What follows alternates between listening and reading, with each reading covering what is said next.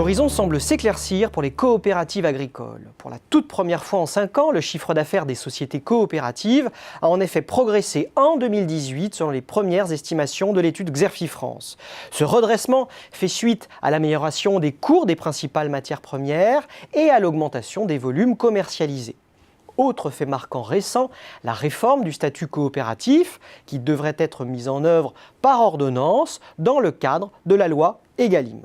Cette réforme vise à une meilleure répartition de la valeur au sein des filières agroalimentaires, ce qui devrait favoriser les coopératives agricoles. D'autres volets de cette loi risquent en revanche de les fragiliser. Pour l'avenir, de nombreuses incertitudes planent. Primo, les coopératives restent sous la pression des groupes privés de l'industrie agroalimentaire, mais aussi des géants de la distribution qui constituent peu à peu de super centrales d'achat afin de réduire les coûts d'approvisionnement.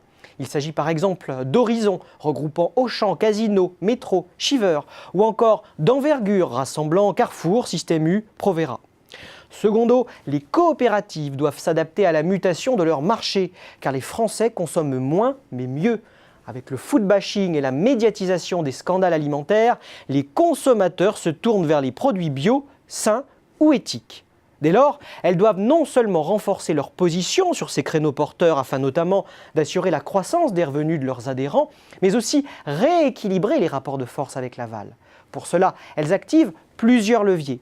Certaines font le choix de se positionner davantage sur le très rentable marché du bio.